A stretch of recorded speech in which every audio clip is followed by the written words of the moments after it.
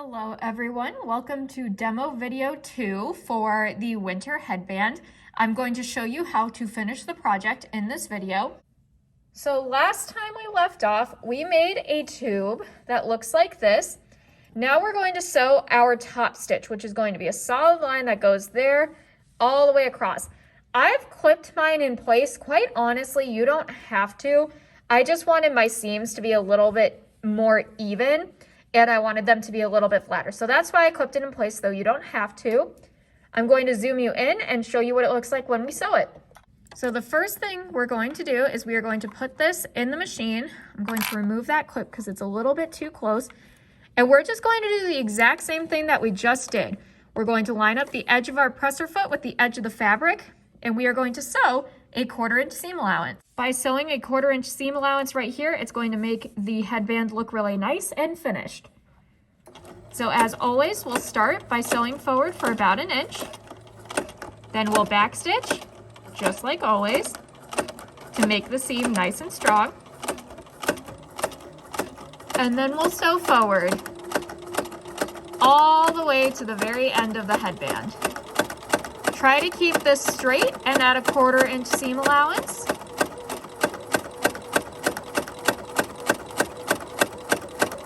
We're going to sew all the way down.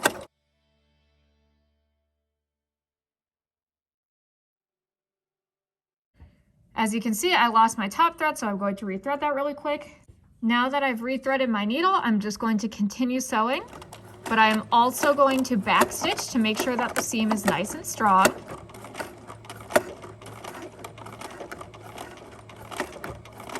Now I'm going to sew forward again.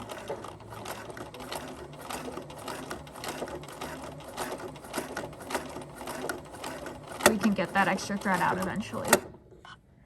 It won't be stuck in there forever.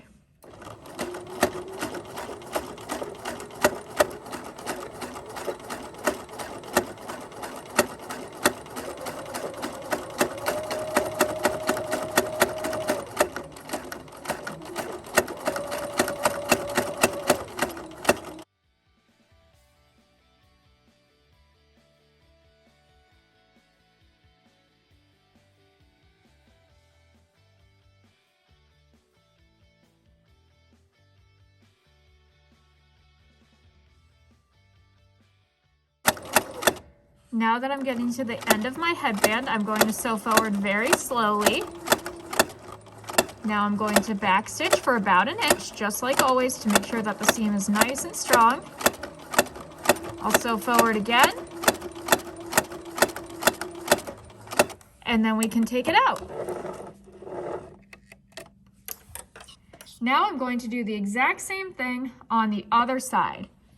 So again, we still have our tube. That tube isn't going away yet. We're not making it into a headband yet. We are just making a top stitch. So now I'm going to start with my other side by sewing forward. And again, back stitching just like always. You only need to back stitch for about 1 inch. And now we're going to sew all the way to the end at a 1/4 inch seam allowance, making sure that the edge of my fabric is always lined up with the edge of my presser foot.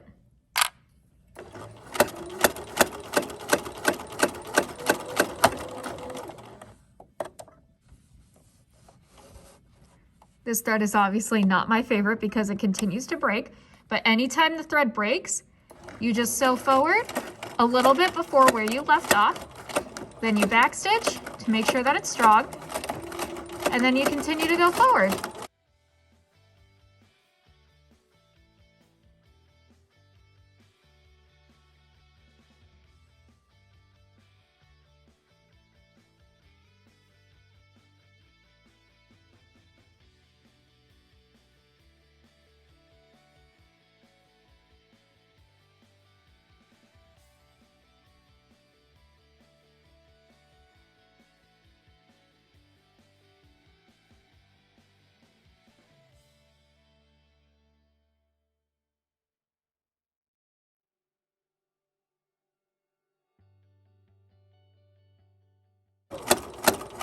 Now that I'm coming to the end, I'm going to sew forward all the way, then I'm going to back stitch and sew forward again, so that way everything is nice and secure.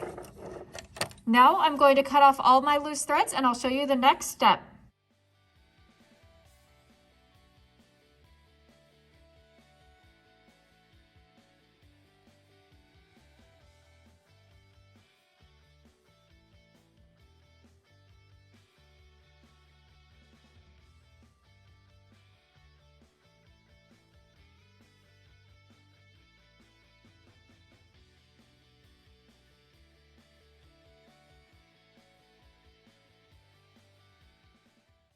Okay, now that all of my threads are trimmed off, I am now going to make my headband. So you get to pick which side you want to go on the outside. It doesn't really matter because you're going to be able to change this anyway. However, one thing I would like you to know is that one side is going to show where your stitching is, so like where the two sides met, and the other side, if you flip it inside out, is going to end up looking like that. So it depends on how you want to make it. Personally, I don't like the way this side looks because of this and this and this. So what I'm going to do is I am going to sew this so that way those are on the outside. So I'm going to make these edges even. I'm going to clip them together with a sewing clip. Just like that. Honestly, you probably only need one or two. And now I'm going to sew this, and that's it. That's how we're going to finish it. I'll zoom you in and show you how we'll do that. All right, so what we're going to do first is we are going to line up our presser foot with the smallest edge, or the shortest edge. This will be a little bit difficult just because the fabric is so thick. You'll put down your presser foot, and then you're going to sew forward, nice and slow, because again, the fabric is thick. You may need to push it through a little bit, but you should be okay if you don't. You're going to press and hold that reverse button to backstitch. And then we're going to sew forward one more time, all the way to the end. Now, ideally, you would do this at a 1/4 inch seam allowance. However, because my fabric is uneven, I'm sewing a little bit further in, and that's okay. We're going to go all the way to the end. So again, we're still going slowly. Now I'm going to backstitch for about 1 inch. Sew forward one more time to finish that backstitch. And now I'm going to take out my fabric, trim that off, and that's what your seam looks like. Now there's one more step that we have to do. We have to add a zigzag over this. So when you go to do a zigzag stitch, you're going to press the number 2 on your machine. I'll show you what that looks like in a second. But you're just going to zigzag over this so that way it's nice and strong. When you need to make a zigzag stitch, you're going to press the number 2 on your machine right here.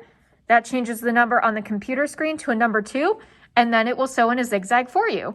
I'm going to show you what that looks like close up. Okay, now that we have changed our machine setting to a zigzag stitch, we are going to do the exact same stitching again, except this time it'll be a zigzag.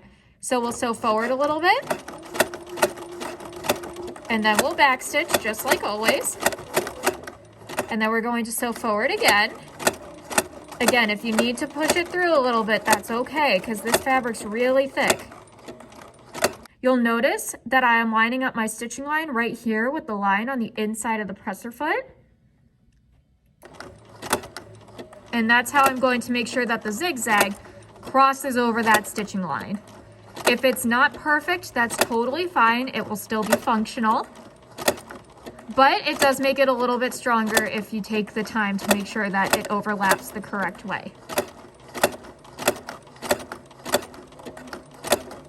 I'm pushing it through just a little bit because the fabric's pretty thick.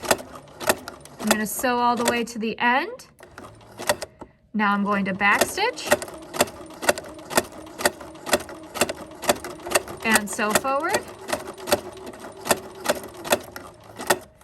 Now I'm going to take it out of the machine, trim my threads, and I'll show you what the finished product looks like.